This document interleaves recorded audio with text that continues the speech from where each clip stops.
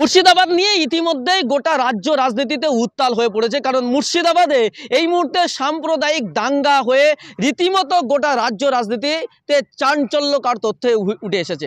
সেখানে জানা যাচ্ছে যে পুলিশের গুলিতে একজন নিহত হয়েছেন এবং এছাড়াও আরও দুজন নিহত হয়েছেন এবং বেশ কয়েকজন আহত হয়েছেন। ঘরবাড়ি ভাঙচুর থেকে মসজিদ মন্দির ভাঙা হয়েছে, দোকানপাট লুট করা হয়েছে। এ নিয়েই রীতিমতো সোশ্যাল মিডিয়া থেকে শুরু করে মিডিয়াতে একেবারে বলা যেতে পারে ভূমিকম্প চলছে। আর এই নিয়েই এক শ্রেণীর একেবারে উগ্রতাবাদী তারা সোশ্যাল মিডিয়ায় আরও উগ্রতা ছড়াচ্ছে, যাতে এই দাঙ্গার রেশ গোটা বাংলায় ছড়িয়ে পড়ে। বিশেষ করে বিজেপি আরএসএস বারবার এই দাঙ্গায় উস্কানি দিচ্ছে, এই দাঙ্গাকে আরও বেশি করে ছড়িয়ে দেবার ষড়যন্ত্র করছে। কিন্তু অন্যদিকে আমরা দেখছি মুসলিম লিডাররা, মুসলিম নেতৃত্বরা তারা বারবার শান্তির বার্তা দিচ্ছেন। সেখানে বিজেপির রাজ্য সভাপতি সুকান্ত মজুমদার তিনি অশান্তির বার্তা দিচ্ছেন। তিনি বলছেন যে মুখ্যমন্ত্রী মমতা বন্দ্যোপাধ্যায়কে সাবধান করে দিচ্ছি আর লাস্ট বার ওয়ার্নিং দিচ্ছি, যদি না শান্ত হয় তাহলে কি করবেন, যে রাস্তায় ধরে ধরে মারবো। হ্যাঁ, বিজেপির রাজ্য সভাপতি সুকান্ত মজুমদার এই রকম ধরনের উস্কানিমূলক বক্তব্য দিচ্ছে। অথচ দেখা যাচ্ছে মুর্শিদাবাদ দাঙ্গার মাস্টার মাইন্ড যাদেরকে ধরা হচ্ছে তারা বেশিরভাগ আরএসএস এর লোক। হ্যাঁ, এই যে মুর্শিদাবাদ যে দাঙ্গা হয়েছে ধুলিয়ান, শামশেরগঞ্জ এই এরিয়াতে, সেখানে দেখা যাচ্ছে তার মাস্টার মাইন্ড আরএসএস এবং বিজেপির লোকজন। অথচ এই বিজেপি তারপরেও নিজেরা নত স্বীকার না করে তারা আবার উস্কানি দিচ্ছে। কি বলেছেন সুকান্ত মজুমদার, শোনাবো আপনাদের। মমতা বন্দ্যোপাধ্যায়কে লাস্ট ওয়ার্নিং দিচ্ছি, এরপরে কিন্তু আমরা রাস্তায় গাড়ি ধরে ধরে মারবো,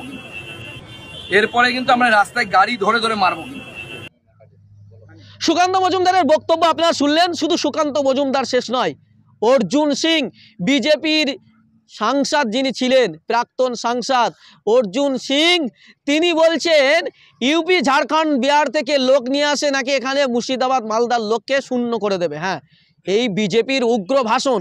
কিন্তু পুলিশ নীরবতা কেন? কেন পুলিশ এদেরকে গ্রেপ্তার করছে না? কেন সুকান্ত মজুমদারকে এখনো ছেড়ে দিয়েছে?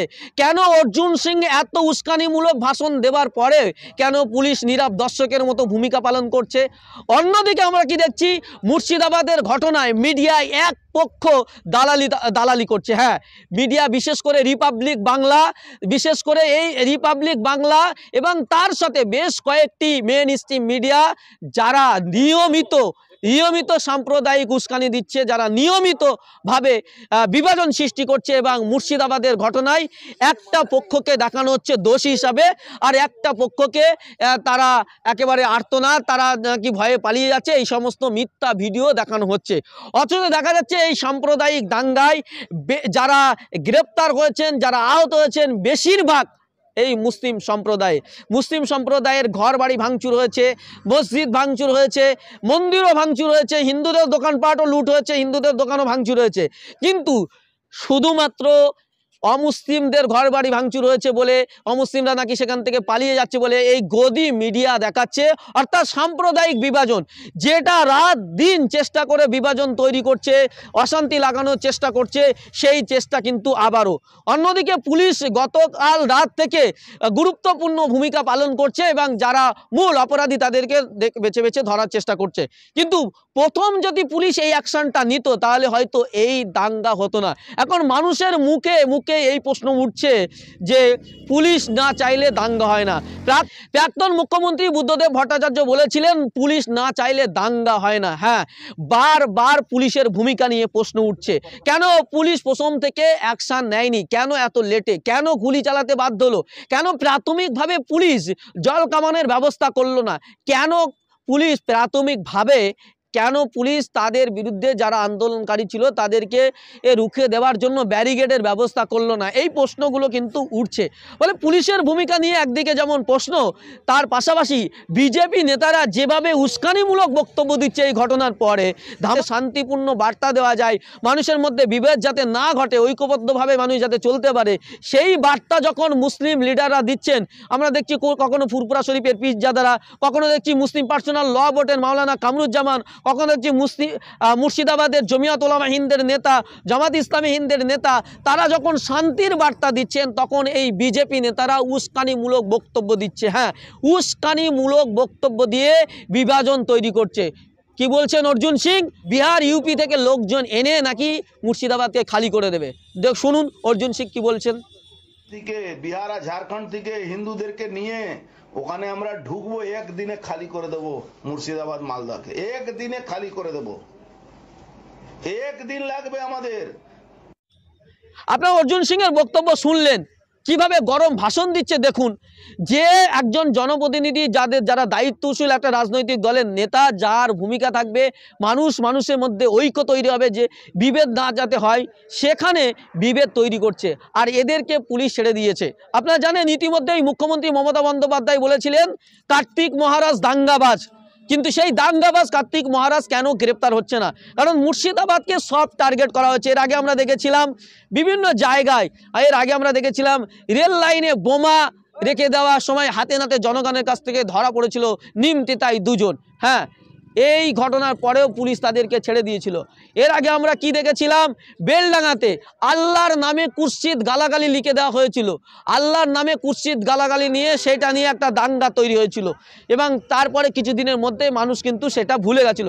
এই মুর্শিদাবাদে পর পর কয়েকটি ঘটনা দেখা যাচ্ছে, এবং সেখানে প্রশাসন কেন কঠোর হাতে দমন করছে না সেই নিয়ে প্রশ্ন উঠছে।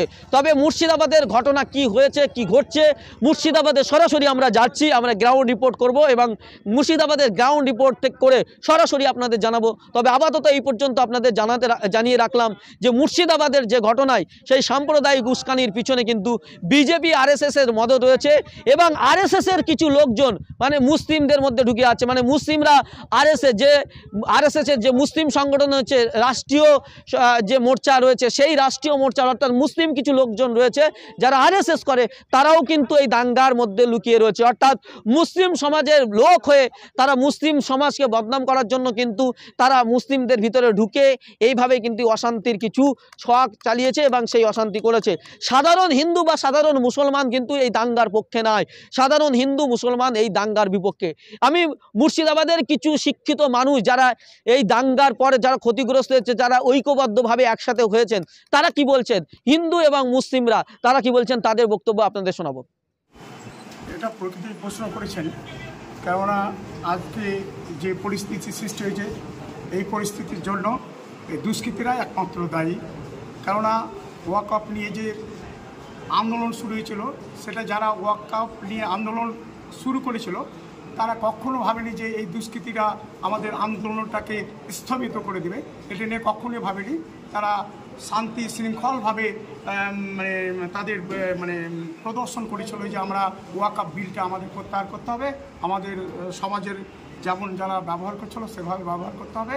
কিন্তু এই শান্তি করতে গিয়ে বা শান্তিভাবে ওয়াকআপ আন্দোলনটা করতে গিয়ে মুসলিমীয় কিছু দুষ্কৃতী লোক তাদের মধ্যে ঢুকে গিয়ে এমনভাবে বিশৃঙ্খল করলো, তাতে এখানে দাঙ্গা শুরু হয়ে গেল।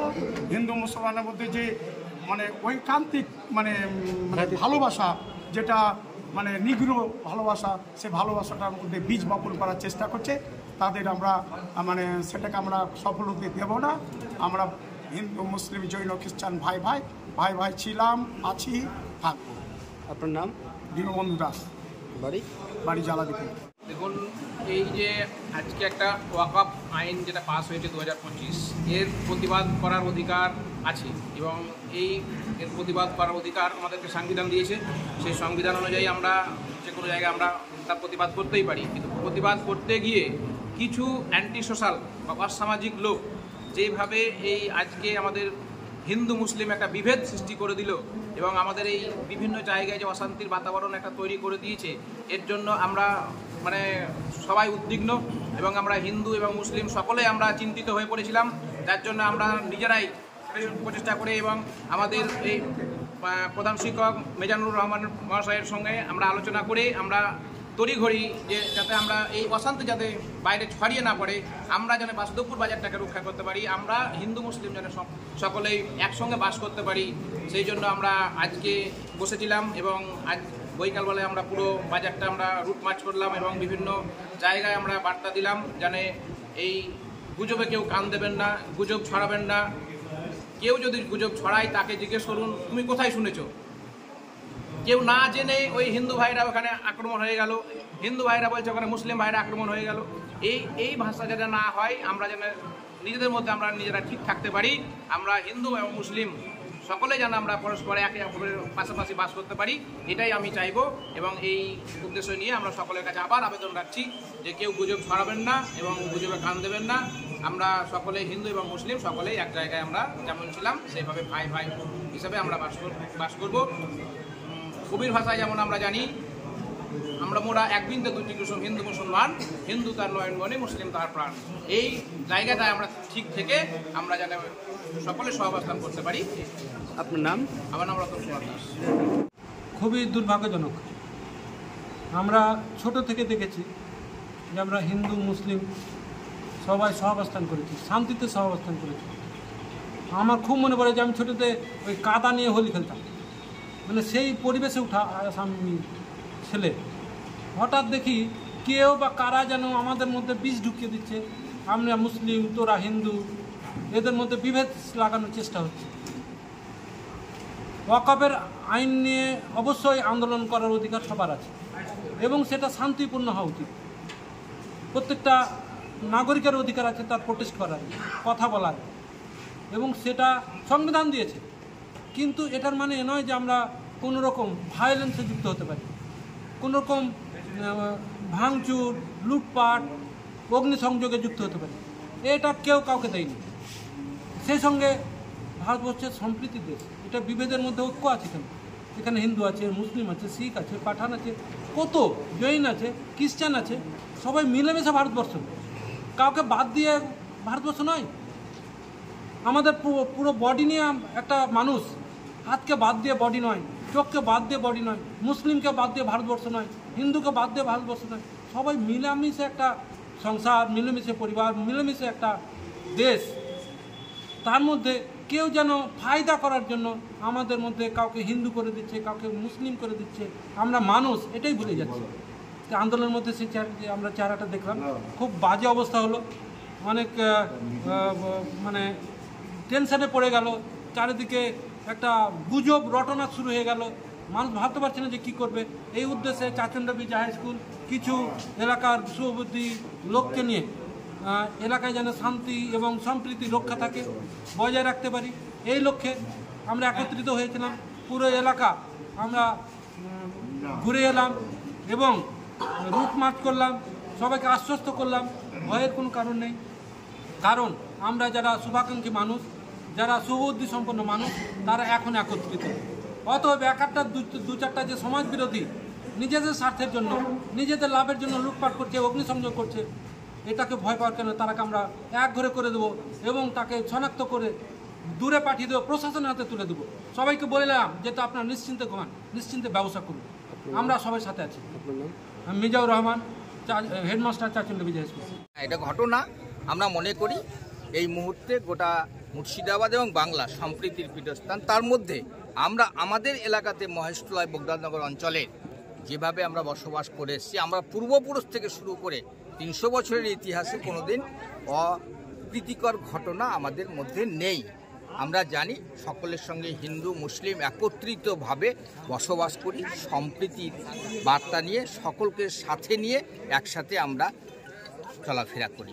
এটুকুই আমরা আগামী দিনে এই উদ্ভূত পরিস্থিতিতে যাতে সকলের কাছে আমার একটাই বার্তা, যারা সকলেই শান্তিপূর্ণভাবে বসবাস করেন, একে অপরের সঙ্গে কোনো রকমের গুজবে কান না দিয়ে নিজেরা সম্প্রীতির বার্তা নিয়ে চলুন। কোন ব্লক এটা? Block Shamsherganj block. আপনার নাম? প্রবাল কুমার সরকার। আপনারা শুনলেন মুর্শিদাবাদের সাধারণ বাসিন্দারা, যারা হিন্দু মুসলিম, তারা বলছেন যে এখানে যারা দাঙ্গা করতে এসেছিল তাদের কিন্তু আমরা দেখেছি তারা এখানকার এলাকার লোক নয়, বাইরের লোক, অর্থাৎ বাইরে থেকে এসে এখানে কিন্তু দাঙ্গা করার চেষ্টা করছে। এবং এটা কিন্তু পরিষ্কার অর্জুন সিং বলেছে যে বাইরে থেকে লোক নিয়ে এসে ঢোকাবো, এবং এই লোকদের মানুষদের কথা শুনেও কিন্তু পরিষ্কার যে বাইরে থেকে লোকজন এসছে। অর্থাৎ যারা বাইরে থেকে এসে দাঙ্গা করেছে তাদেরকে চিহ্নিত করে পুলিশ উপযুক্ত ব্যবস্থা নিক, এই আশা গোটা বাংলার মানুষ করছেন। এবং মুসলিম সমাজের পক্ষ থেকে বারবার শান্তি সম্প্রীতির বার্তা দিচ্ছেন ইমামরা। আপাতত এখানে শেষ করছি, দেখা হচ্ছে অন্য কোনো এপিসোডে। ততক্ষণ ভালো থাকবেন, সুস্থ থাকবেন, ধন্যবাদ।